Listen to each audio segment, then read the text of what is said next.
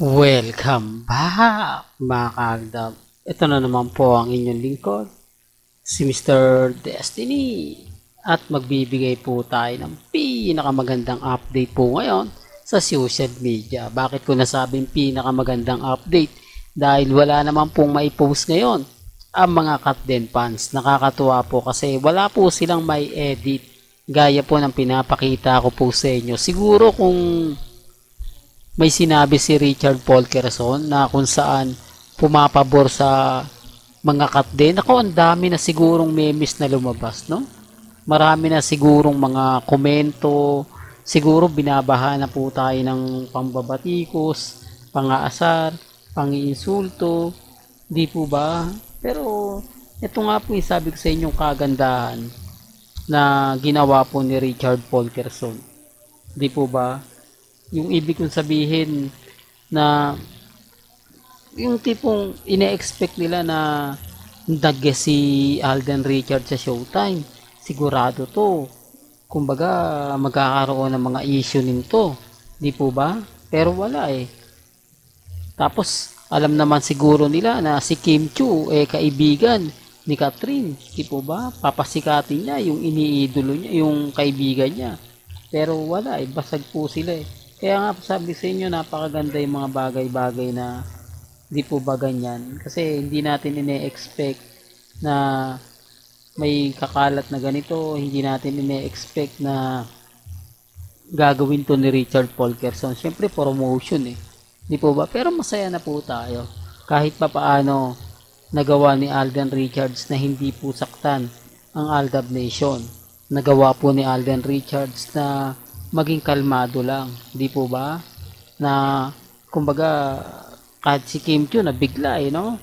Kumbaga yung tanong niya sanang maganda na ine-expect niya na sagot ni Alden Richards, siguro hindi po to na orient, no?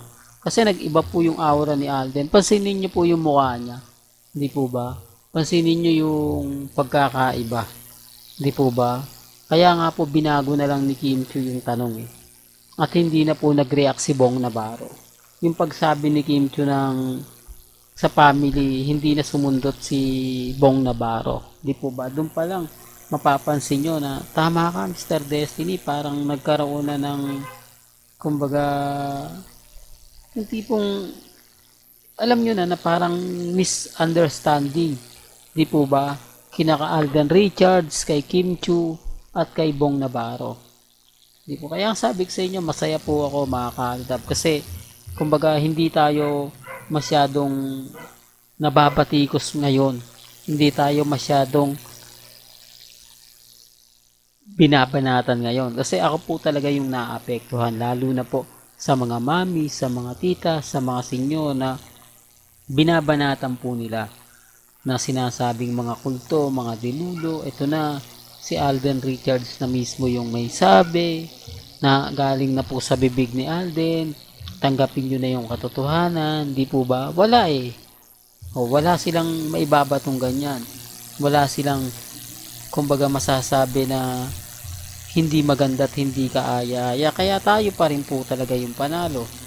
Nasa atin pa rin po talaga ang, kumbaga, ang ibig kong sabihin ay attention ng ibang Aldab Nation. Kaya nga po sabi ko sa inyo, salamat po sa mga nagmamahal, sa walang sawang suporta kina Mengay at kay Alden na kahit ang daming mga issue, abay naninindigan pa rin po tayo.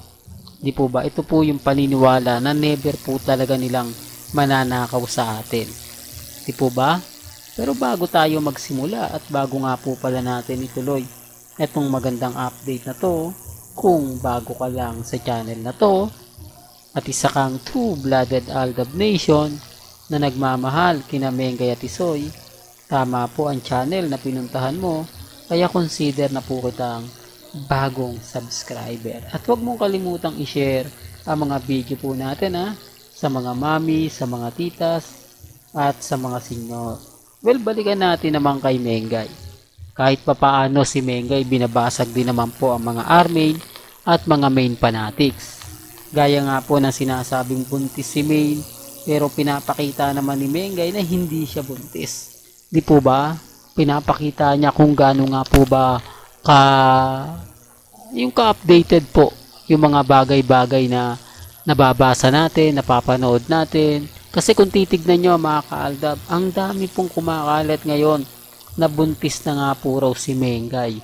Kumbaga, sinasabi nila na kung yung tipong ganito ganyan, di po ba?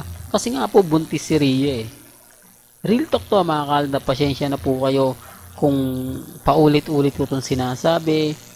Dahil nga rin po ito sa mga taong kumbaga nagre-react, sa mga taong kumbaga pilit po na binabasag yung Aldab Nation, na pilit po tayong sinisiraan pagdating po sa social media. Gaya nga po ng mga pinapaliwanag ko madalas na kung magsasalita po sana si Congressman at si Mengay, maganda at pabor na pabor sa Armain at Main Fanatics. Siyempre hindi po pabor sa atin yan. Di po ba? Medyo nakakadismaya yan eh. Kung magre-react, buti na lang po hindi talaga nagsasalita si Main at nagpapasalamat po tayo doon. Doon pa lang, kumbaga nakakakuha tayo ng magandang kakampi. Hindi man po literal na kakampi na gaya po ng mga pinapakita ng iba, sinasabi ng iba, kahit papaano po, mapapaisip naman po sila. Di po ba? Yan naman po yung lagi kong pinapaliwanag sa mga taong inis na inis sa akin. Di po ba? Na kay Mengay po at na kay Richard Polkerson naman talaga ang kasagutan dun sa mga issue na binabato nila. Sa mga nagsasabing wala ng Aldab, pero nagse-celebrate pa rin po tayo ng Mansari, Weeksari at higit sa lahat, anniversary. Gaya ngayon, di po ba?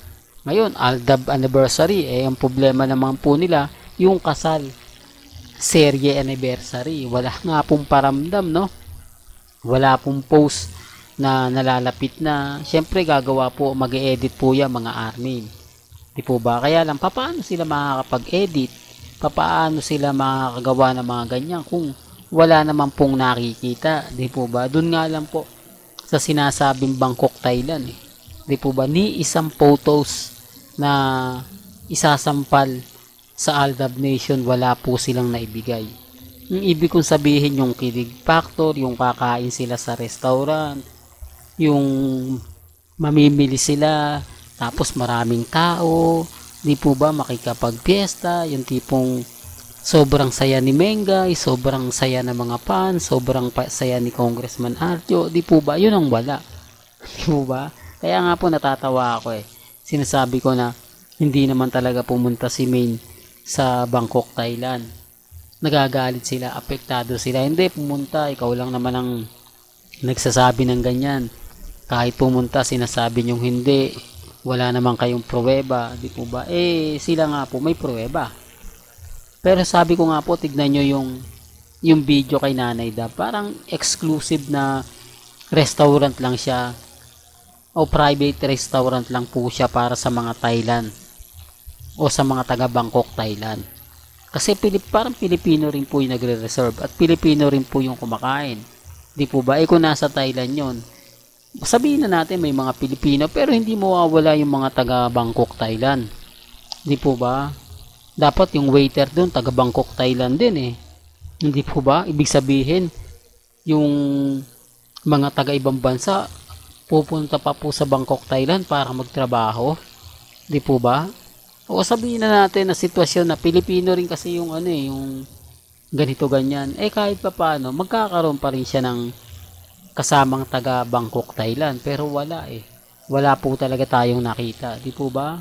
Real talk. Kaya sabi ko sa inyo, kampante lang po kayo. Di po ba? Maging aware na lang po kayo sa mga ipapakalat nila. Gaya po ngayon, wala po silang ma-edit. Wala po silang ma-post. Wala po silang magawang kumbaga sasabihin para po tayo batikusin kasi kitang kita nyo naman po, di po ba, na ultimo si Alden Richards na dismaya sa sinabi ni Kim Chu, di po ba? Hanggang dito na lang po yung updates natin mga kaalda ba, kaya kung gusto nyo pa po ng pinaka-latest at sariwang update, abay lagi lang po kayong tututok sa channel ni Mr. Destiny para updated po kayo sa mga latest at sa mga bagong video po na ilalabas po natin maya maya lang. Hanggang sa muli, salamat po sa panonood at pakikinig.